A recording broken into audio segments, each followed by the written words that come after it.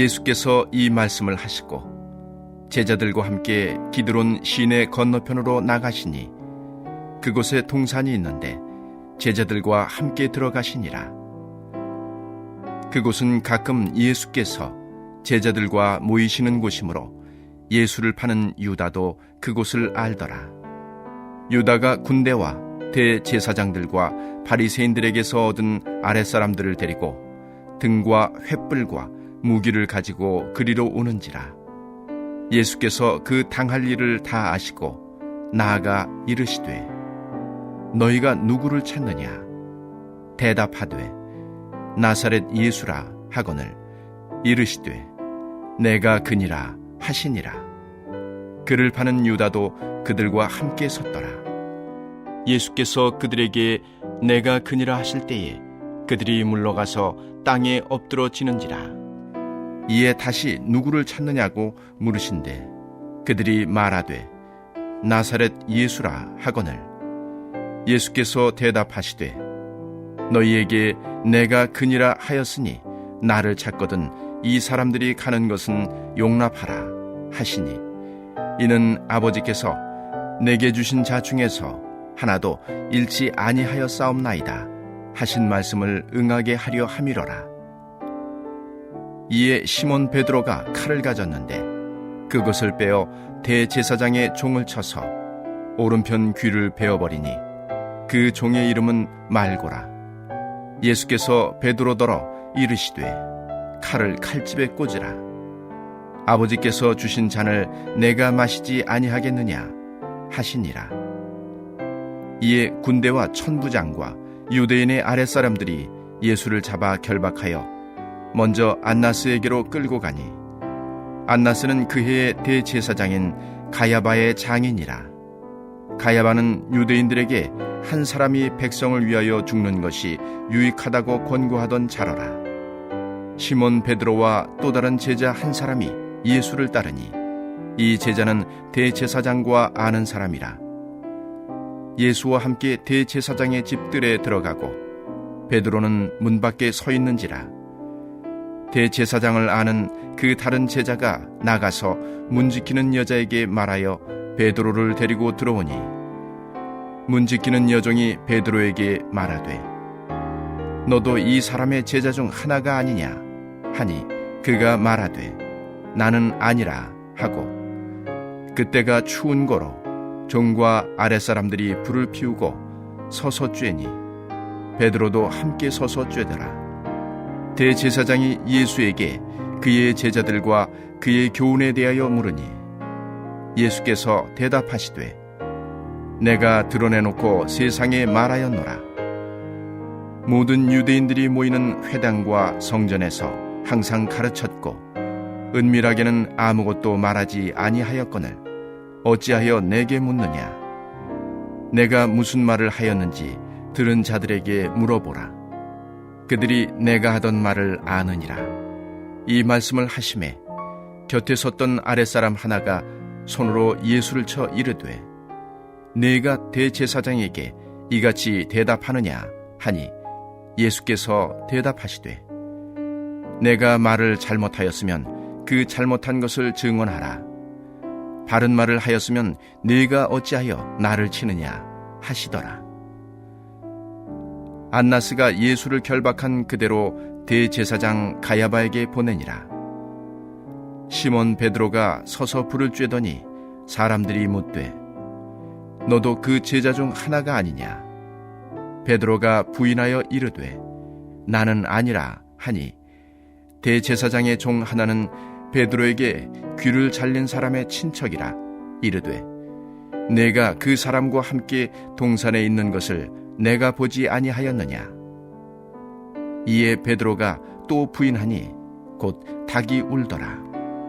아멘.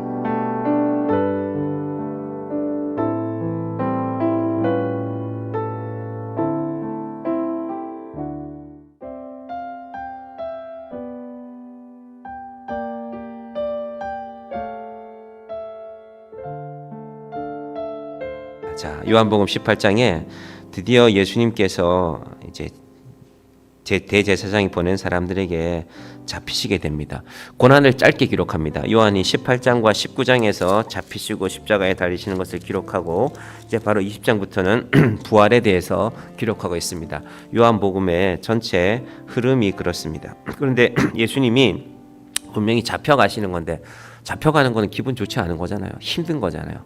가면 고난이 있다는 것도 아시는데, 근데 예수님의 잡혀가시는 모습이 어떠신가 하면요, 당당하십니다. 자, 4절부터 보겠습니다. 예수께서 그 당할 일을 다 아시고 나아가 이르시되 너희가 누구를 찾느냐? 대답하되 나사렛 예수라 하거늘 이르시되 내가 크니라 하시니라. 그를 파는 유다도 그들과 함께 섰더라. 6절 같이 볼까요? 예수께서 그들에게 내가 크니라 하실 때에 그들이 물러서가서 땅에 엎드러지는지라. 예수님의 목소리가 크다는 이런 말이 아니라 그 하시는 말씀에 권위가 있었다는 말씀 같아요. 그래서 예수님을 잡으러 온 사람들이 두려워서 땅에 엎드러지게 됩니다. 자, 이때 예수님의 대화가 계속됩니다. 7절 같이 볼까요? 이에 다시 누구를 찾느냐고 물으신데 그들이 말하되 나사렛 예수라 하거늘. 8절 제가 봅니다. 예수께서 대답하시되 너희에게 내가 크니라 하였으니 나를 찾거든 이 사람들이 가는 것은 용납하라 하시니. 이건 마치 조폭 두목이 상대편 조폭에게 끌려가는데 내 부하들은 풀어줘라, 뭐 그런 모습으로 보일 수도 있는데, 예수님의 의미는 뭐냐 하면 이 사람들이 하나님께서 내게 약속하신 것이 있다는 것입니다. 그게 9절입니다. 이는 아버지께서 내게 주신 자 중에서 하나도 잃지 아니하였사옵나이다 하신 말씀을 응하게 하려 함이라. 예수님께서 약속하신 자들은요, 이 땅에서 헛되게 사라지지 않습니다. 우리가 그걸 명심해야 됩니다. 우리가 우리 인생을 생각해보면 때로는 불안하기도 하고 염려가 되고 마음이 힘든 날들도 있는데, 그런데 하나님께서 약속하신, 예수님을 통해서 약속하신 자들을 잃어버리지 않는다. 예수님께서, 그래서 지금 제자들은요, 이 말씀이 기록된 상황을 잘 이해를 해야 되는 게요, 이게 지금 요한복음이란 말입니다. 사도들은, 예수님의 제자들이 사도지요. 유다를 뺀 또 새로운 사람이 들어왔으니까 12명의 사도들은요, 예수님이 고난당하시고 십자가에 죽으시고 부활하신 이후에는 사도들이 모든 권위의 중심이었습니다. 예를 들면, 아니 우리 교회가 이번에요 성찬식을 하는데, 수초대교 얘기입니다.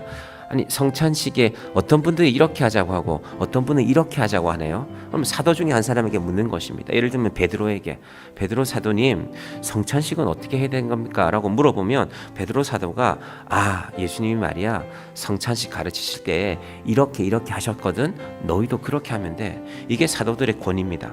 그런데 그런 분들이 사도인데 이 내용들이 지금 이게 글로 쓰여지면 다 읽혀질 거 아닙니까? 초대교회에 다 읽혀지게 될 것인데요, 부끄러운 것입니다. 그렇지 않겠습니까? 일이 생길 때마다, 뭐 죄송하지만 제가 사도 중에 한 명이라고 합시다. 교회들이 일이 생길 때마다 저를 찾아와요. 그런데 그건 그렇게 하시면 됩니다. 그때 예수님 이렇게 말씀하셨습니다. 이렇게 말하고 있는데 이걸 읽어보니까 그때 뭐 다 도망가고 그랬네 라는 상황이 되는 것입니다. 이 요한복음의 의미가, 요한이 기록한 의미가 그렇습니다. 그런데 요한이 그걸 부끄러워하고 피하지 않았습니다. 우리가 그때 비급하게 도망갔어. 심지어 마가복음 14장 52절에는 이런 말씀이 있는데요, 벌거벗은 채로 도망간 제자도 있었다. 이게 누구냐면요, 요한 자신입니다. 그때 아마 밥을 먹느라고 이 예수님과 같이 있는 가운데 옷도 제대로 못 입고 있었나 봐요. 뭐 식사하다가 더우면 옷을 벗을 수도 있죠. 그래서 근데 로마 군인들을 보고는 너무 놀라서 벌거벗은 채로 도망간 제자도 있었다. 이게 바로 요한 자신을 말하는 것입니다. 그런데 요한이 뭘 깨달았냐면요, 그때 우리가 무서워서 도망간 것 같았는데 사실은 예수님이 우리를 보내주셨다는 것입니다. 그것이 오늘 방금 읽었던 말씀들입니다. 이는 아버지께서 내게 주신 자 중에서 하나도 잃지 아니하였사옵나이다 하신 말씀을 응하게 하려 함이라. 여기서 안타깝게도 이제 가룟 유다는 빠졌죠. 예수님을 배반하고 떠났으니까. 나머지 제자들을 말하는 것입니다. 지금 너희가 나와 함께 잡혀가서 죽는 것이 아니라 잃지 않았다는 말은 너희가 해야 할 사명을 감당하고 나와 다시 만나야 된다는 것입니다. 그게 하나님의 뜻이라는 것입니다. 여러분, 예수님께서 제자들에게만 이 의미를 말씀하셨겠습니까? 왜 이걸 남겨서 2000년이나 지났는데 우리에게 이 말씀을 주시겠습니까? 우리의 믿음도 그렇게 살아가라는 것입니다.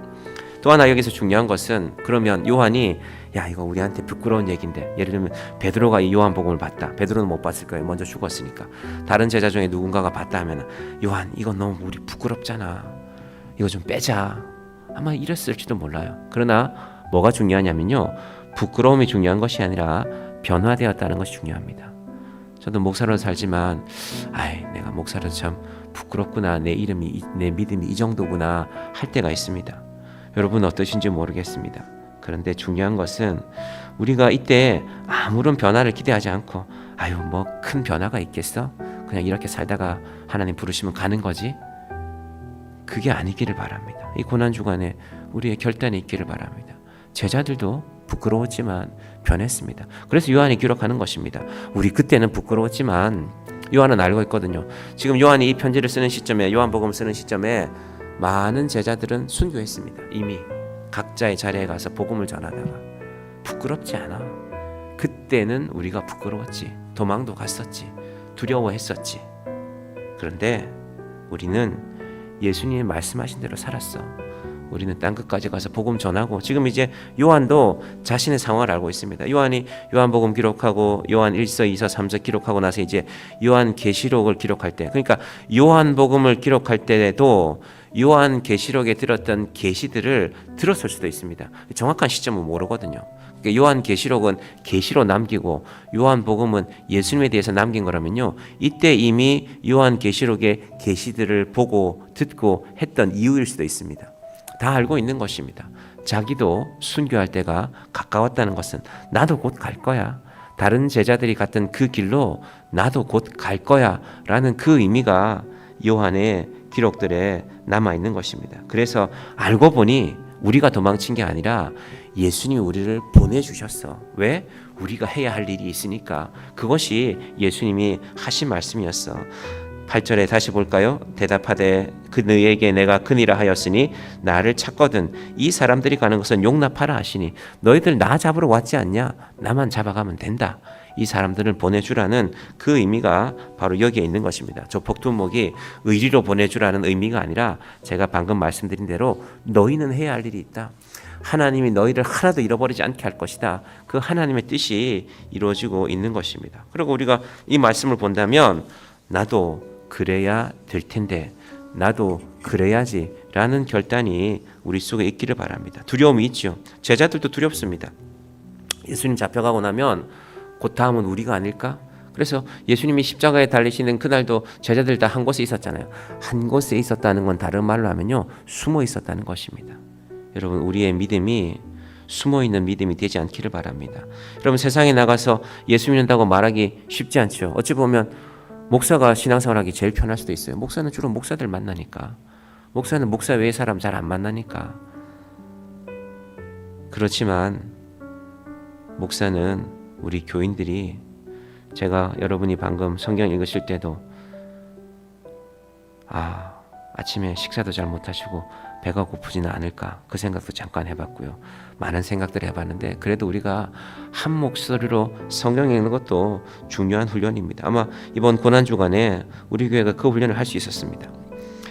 제가 까먹을까봐 마지막에 기도할 때 말씀드리려다가 지금 말씀드리는데요, 우리가 부활주일날 여러분이 부활주일 헌금하실 텐데, 제가 우리 새로움의 집이라는 곳에 우리도 어쨌든 부활주일날 떡을 먹게 됐어요.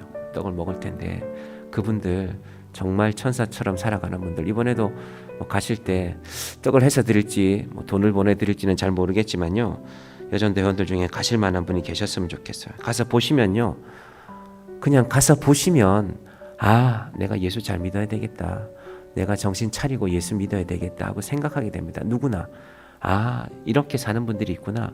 이런 삶 속에서도 하나님께 찬양하고, 이런 삶 속에서도 이분들이 웃고 인사하고 박수치고 찬양하고 있구나.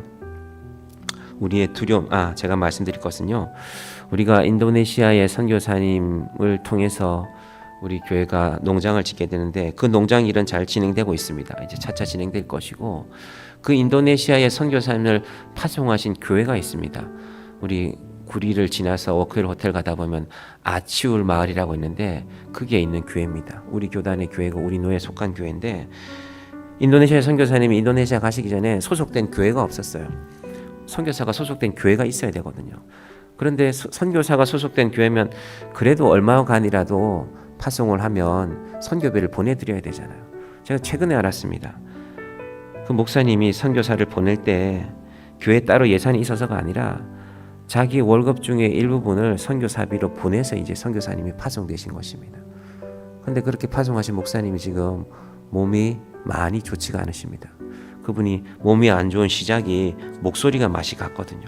염증이 생겼는데 후두염, 기관지염, 그래서 한 2달 가까이 설교를 못 하신 상황이 됐어요. 그래서 저도 사실 어제 월요일 날 병원을 한번 가봤는데 뭐 염증이 생겼다고 했을 때 좀 놀라기는 했지만 뭐 그때 제 마음은 그래도 금요일까지는 할 수 있겠지. 그래서 제가 지금 금요일까지 해서 너무 감사합니다. 그 목사님을 우리 부활절, 근데 그분이 지금 말하자면 전신마비 증상으로 입원하시고 구리 한양대 병원에 계시다가 최근에 국립재활원으로 옮겼습니다. 그럼 국립재활원은 아무나 갈 수 없습니다. 뭐 백이 있어도 갈 수 있는 것도 아니고요. 국립재활원의 의사들이 전국의 수천 명의 지원자 중에서 이분을 우선적으로 치료하겠다라고 정해야 됩니다. 이분은 사실 가망이 없었어요. 뭐 아픈 사람이 얼마나 많겠습니까? 근데 이분이 감사하게도 국립재활원에 가서 재활하시고 어제 받은 연락에 보니까 지금 현재 상황은 그래도 15초 정도 서 있을 수 있게 됐다. 이제 앞으로 치료비가 많이 들어갈 겁니다. 본인 월급 들어서 그렇게 선교사를 보내신 분인데 제가 목사로서 이거 내가 목사의 양심을 갖고 우리가 그분을 돕지 않으면 안 되겠다라고, 그래서 우리 노예 목사님들이 아마 의견을 모으시는 것 같습니다. 여러분들 잘 기억하시고, 그분 때문에 인도네시아 선교사님이 가신 것이고 그 인도네시아 선교사님을 통하여서 뭐 우리가 보낸 헌금이 그곳에 그렇게 또 사용되어지고, 그 헌금을 통해서 제가 보여드렸잖아요. 사진 32살 목사님 24살에 안수받고, 그 목사님이 공부도 열심히 하셔서 우리로 표현하면은 연세대학 정도를 나오신 분이에요. 신학 공부하시고. 그러면 인도네시아 자카르타 시내에 있으면은 월급 잘 받고 살 수 있어요. 염려 없이 살아갈 수 있는데 그 믿음을 한번 다녀왔는데 안 가면 안 겠더래요. 24살짜리 청년이 목사 안수 받자 말자. 그래서 그곳에 가서 8년 동안 그 지역에서 예배드리고 목사로 살고 있는 것입니다. 생활비도 없으니 당연히 결혼을 못하죠. 가정을 일궈야 되는데 어떻게 혼자는 살아가지만 살 수가 없죠. 하나님이 하시는 일이 이렇구나.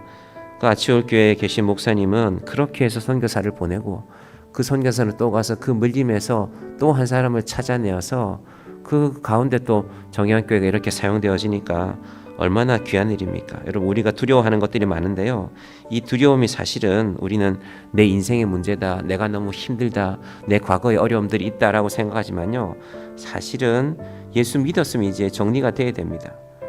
두려움의 원인은 영적인 것입니다. 마귀가 우리를 자꾸 두렵게 하려고 합니다. 그럼 마귀는 오늘도 저를 두렵게 하려고 할 것입니다. 뭐 선교비 보내, 정의한교회도 힘든데, 니네 교회도 매달 빚 갚아야 되는데 힘들잖아.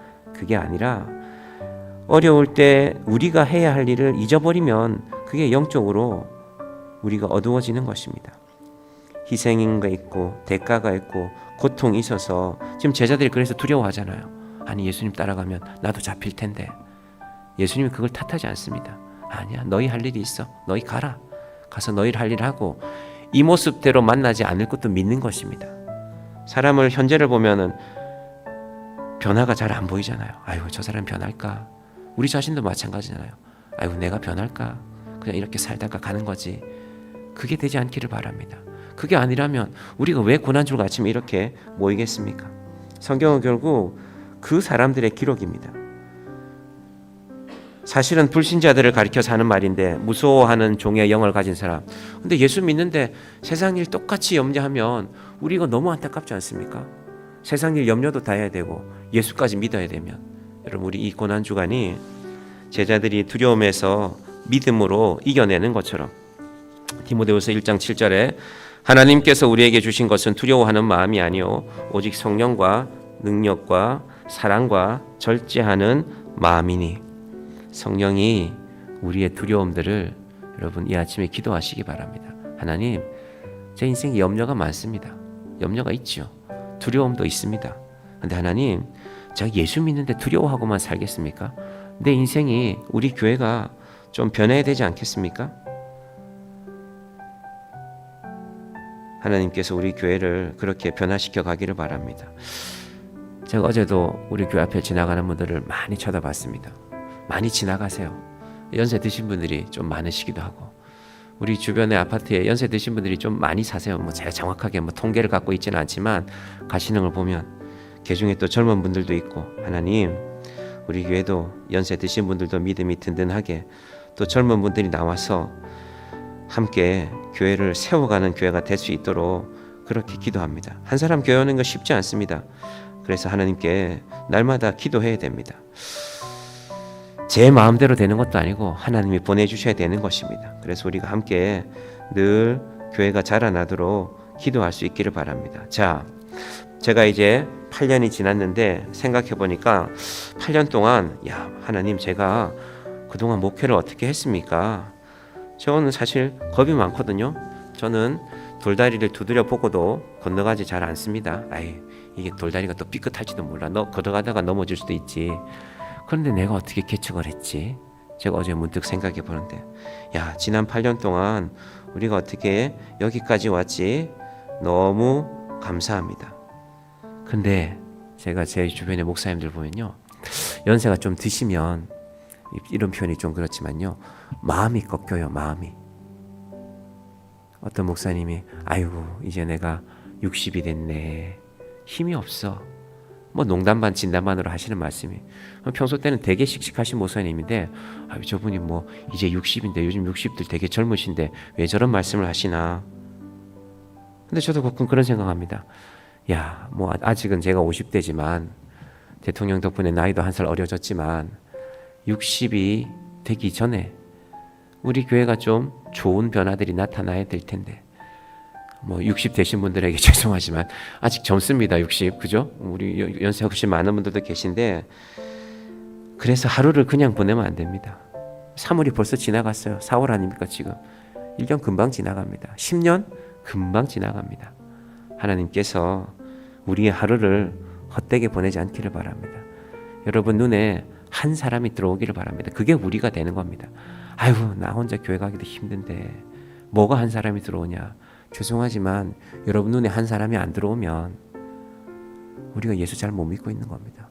그게 예수 믿는 거죠. 한 사람이 들어와야죠.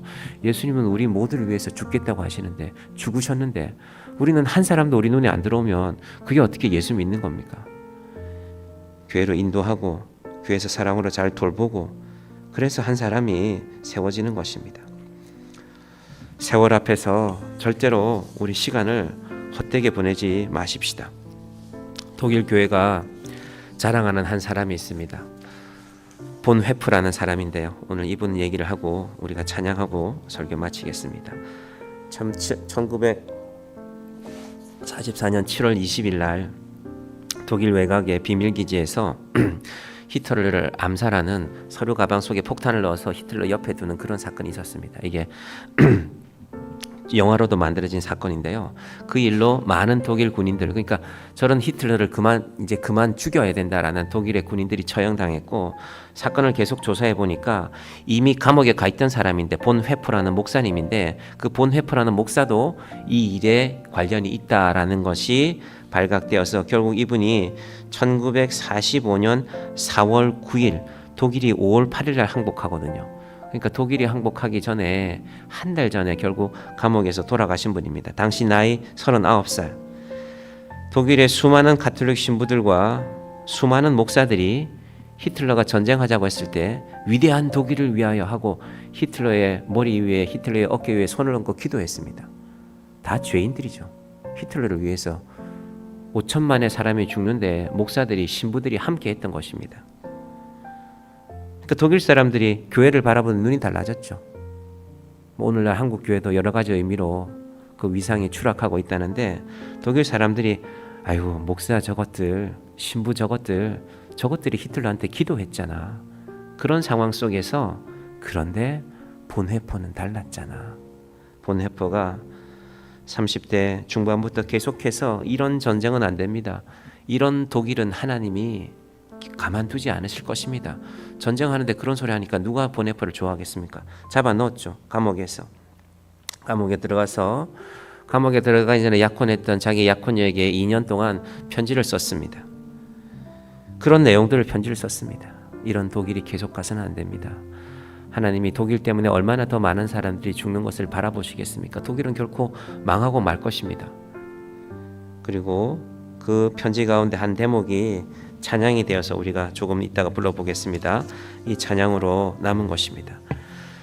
선한 능력으로 안으시네, 주 선한 능력으로 안으시네. 자기가 이제 사형장에 갈 것을 알고 나서 쓴 편지입니다. 나는 죽지만 사랑하는 당신을 내가 다시 볼 수 없게 되었지만 가족까지 위협했거든요. 이분이 할머니 손에 자랐는데 네가 바꾸지 않으면 네 할머니도 잡아와서 죽일 것이다. 그래서 이분은 나를 죽이는 것으로 족하지 않습니까? 그리고 이제 사형장으로 끌려가기 전에 쓴 편지가 주 선한 능력으로 안으시네, 그 크신 팔로 날 붙드시네, 절망 속에도 흔들리지 않고 사랑하는 주 얼굴 구하리, 선한 능력으로 일어서리, 주만 의지하리 믿음으로, 우리 고대한에 주 오실 그날 영광의 새날을 맞이하리. 여러분, 우리의 예수님의 부활이 영광의 새날을 맞이하는 시작이 되기를 바랍니다. 고난이 지나고 영광이 오는 것입니다. 십자가가 있고 영광이 오는 것입니다. 예수 믿는데 아이고 내가 그냥 이렇게 살아가야지. 여러분, 이것이 우리의 믿음의 결론이 되지 않기를 바랍니다. 저도 자꾸 나이가 들어갈 텐데 하나님 언제까지 부끄럽게 목회하지 않게 하여 주시옵소서. 당당하게 목회하게, 더 당당하게 목회하게 하여 주시옵소서. 하나님, 저는 겁이 많은 사람입니다. 세상에 교회를 생각하면 고민되고 염려할 일도 있습니다. 그러나 하나님, 하나님께서 주신 자리니 믿음으로 지켜가게 하여 주시옵소서. 우리 교회 가끔 오시는 목사님이 계십니다. 저 가평에서 목회하시는데 그 목사님 옆에 교회는 이제 초등학교가 항상 있을까 말까 6명의 학생이거든요. 한 명 더 떨어지면 없어져요. 초등학교가 분교인데 오늘 하루 종일 교회 앞에 앉아 있어 봤대요. 차는 지나다녀요. 찻길 앞이니까. 사람은 한 명도 안 지나가는 날이 있대요. 자기가 16시간 앉아 있었대요. 아침 일찍부터 그냥 하루 종일 앉아 있고 싶어서. 그 목사님 우리 교회 옆에 아파트를 보고, 목사님 아파트가 있는데 왜 목회가 안 됩니까? 왜 목회가 잘 안 됩니까? 뭐 아파트가 있다고 전도되지는 않지만 그래도 우리는 아파트가 있잖아요. 여러분, 하나님께서 왜 이 땅에 교회를 세우셨는지, 이 많은 영혼들이 교회를 비난하고 교회를 욕하고 교회는 계속 욕들을 짓을 하고, 그런 상황 가운데서도 주 선한 능력으로 우리 교회를 안으시고 우리의 인생을 안으시는 예수님을 의지하며 우리 이 찬양 부르고 함께 기도하십시다. 반주 부탁드릴까요? 여러분, 나눠드린 악보를 좀 한 장씩 나눠주시기 바랍니다. 반대쪽에도 나눠주시고요. 본회퍼라는 분이 작사하셨소. 찬송입니다. 주 선한 능력으로 안으시네. 우리 한번 불러보십시다. 우리가 몇 번 불러본 적이 있는데 아마 처음 보신 분도 계실 것 같아서요. 한번 집사님 반주 부탁드립니다.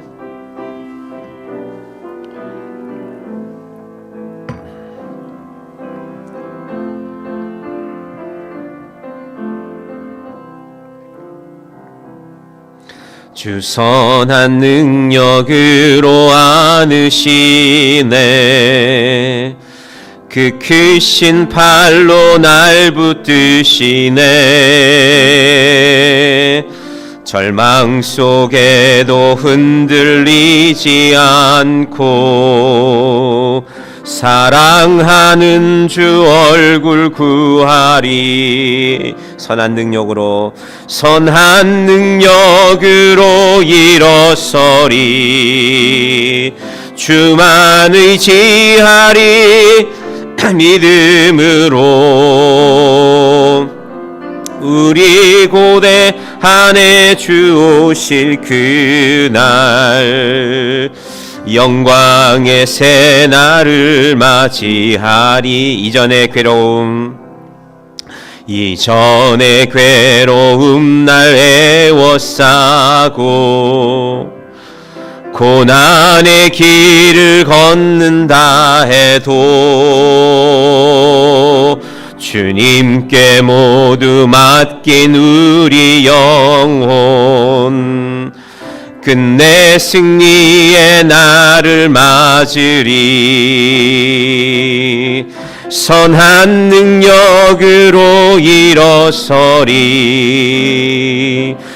주만 의지하리 믿음으로.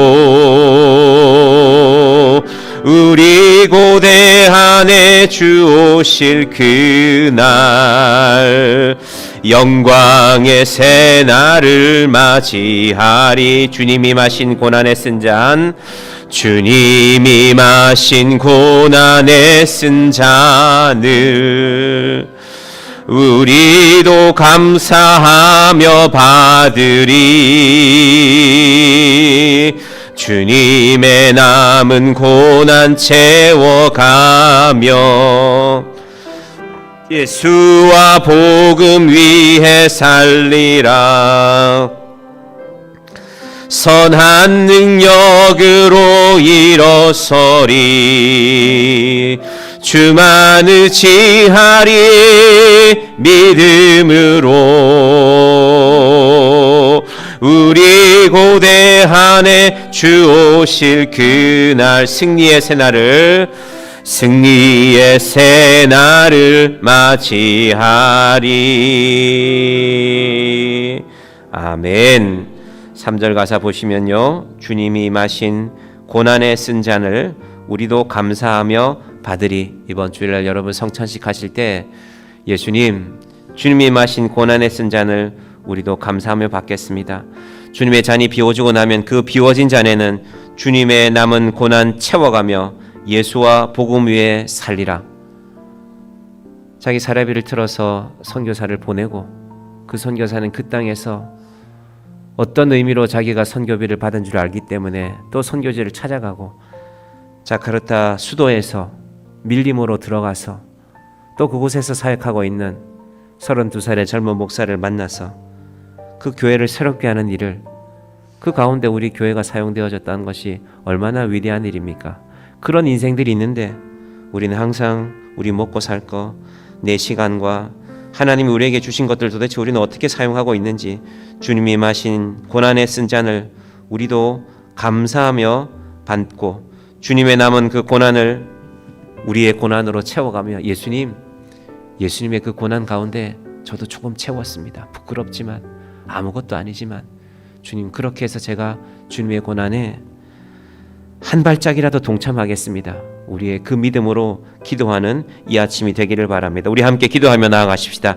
하나님 아버지, 감사합니다. 오늘도 선한 능력으로 우리를 안으시고 우리를 지켜주신 하나님께 감사를 드립니다. 아버지 하나님, 그 크신 팔로 나를 붙드시고 절망 속에도 우리를 흔들리지 않게 하시고 제자들은 끝까지 살려보내면서 이 사람들은 보내주라고 하셨습니다.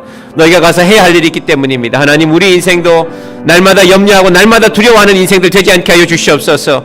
주님 주신 사명을 알고 주님의 그 고난의 빈잔을 우리의 고난으로 채워가는 자들이 되게 하여 주시옵소서. 하나님이 우리에게 시간을 주시는데 우리의 시간 도대체 어떻게 사용되고 있습니까? 날마다 나만 생각하고 날마다 나만 염려하고, 아버지 하나님, 우리의 인생이 이렇게 끝나지 않게 하여 주시옵소서. 날마다 근심하고 염려하는 인생이 아니라 하나님이 우리에게 고난의 영광을 주셨으니 우리의 고난으로 채우고 예수의 영광에 동참하는 주의 자녀들 되게 하여 주시옵소서. 예수님, 우리가 예수님의 십자가 곁에 있겠습니다. 더 이상 도망가지 않겠습니다. 주님의 고난에 함께 하겠습니다. 하나님, 이것이 우리의 믿음이 되게 하여 주시옵소서. 기도하겠습니다. 하나님, 감사합니다. 우리 고난주간에 우리 성도님들 이렇게 귀한 마음으로 나와서 함께 기도회에 동참하였습니다. 아버지 하나님, 예수님께서 우리를 위하여 십자가에 달리시고 제자들은 먼저 보내셨습니다. 보내신 이유가 있었습니다. 그들이 해야 할 일이 있었습니다. 땅 끝까지 가서 복음을 전하는 그 일을 감당하였습니다. 아버지 하나님, 우리가 이번 주일에도 주님이 우리에게 나눠주시는 주님의 잔을, 주님의 몸을 받을 것인데, 아버지 하나님, 주님께서는 우리를 위하여 그렇게 이 땅을 떠나가셨는데 우리는 항상 우리만 생각하고 우리에게 허락한 시간들을 도대체 어떻게 사용하고 있는 것입니까? 아버지 하나님, 하나님께서 일주일에 이 많은 시간을 주셨는데 우리의 그 시간을 도대체 우리는 어떻게 사용하고 있는 것입니까? 하나님, 우리 인생에 분명히 허락하신 것들이 있는데 우리는 늘 하나님 앞에 인색하며 살아가지 않았습니까? 아버지 하나님, 하나님께서 우리 인생 가운데 허락하신 것들이 분명히 있습니다. 이제는 특별히 우리 교회가 주님의 그 고난의 쓴잔에 동참하는 교회가 되게 하여 주시옵소서. 어려운 가운데서도 자녀들 공부도 시켜야 되는데 자기 월급을 쪼개어 선교사를 보내고 그 선교의 후원을 받은 선교사는 인도네시아 자카르타에서 사역할 일들이 많이 있음에도 불구하고 잘하고 있었음에도 불구하고 다시 밀림으로 떠나서 또 한 젊은 목사를 만나서 그의 목회를 돕는 것으로 하나님의 일들이 계속되어지고 있습니다. 아버지 하나님, 세상에는 이렇게 일하는 이들이 계신데 우리는 조금도 내 것을 내어놓기 싫어서 어찌할 바를 몰라 살아가고 있지 않습니까? 하나님, 정영교회를 섬기는 참 귀한 손길들이 또한 우리 가운데 귀한 손길들이 있음을 또한 감사하며 기도합니다. 아버지 하나님, 교회를 섬기는 이 귀한 손길들 주님 복되게 하여 주시고 하나님께서 그 아픔을 아시고 그 수고를 아시고 그 눈물을 아시고 때로는 자존심까지 상해가면서 교회를 섬기는 이들이 있습니다. 하나님 아버지, 하나님께서 이 모든 것들의 주인이십니다. 우리 마음의 주인이시고 우리 인생의 주인이시니 하나님께서 아들을 통하여서 우리를 구원하시오니 우리는 그 하나님 앞에 감사하며 나아갑니다. 주님이 우리를 위해서 주신 그 고난의 잔을 이제는 우리의 고난으로 주님의 고난을 따라 한 발자국이라도 함께 따라가는 자들이 되게 하여 주시옵소서. 아버지 하나님, 고난주간이 그저 지나가는 한 절기가 아니라 그저 한번 지나갔으니 되었다는 것이 아니라 고난주간만큼은 우리의 인생이 한 발짝 달라지고 우리의 서 있는 자리가 한 걸음 달라지는 자리가 되게 하여 주시옵소서. 아버지 하나님, 목회의 자리에 있다가 아직은 젊은 목사님인데 쓰러져서 이제 겨우 재활하는 가운데 일어서서 15초만 서 수 있는 그 상황 가운데 있습니다. 하나님께서 우리 사랑하는 목사님 위에 함께하여 주시고 하나님께서 주의 종으로 부르셨사오니 하나님께서 붙들어 주시고 사랑하는 딸들이 있는데 그 딸들의 결혼식 자리에도 아빠로서 함께할 수 있도록 주님께서 그 인생을 인도하여 주시옵소서. 예수님의 이름으로 기도드립니다. 아멘.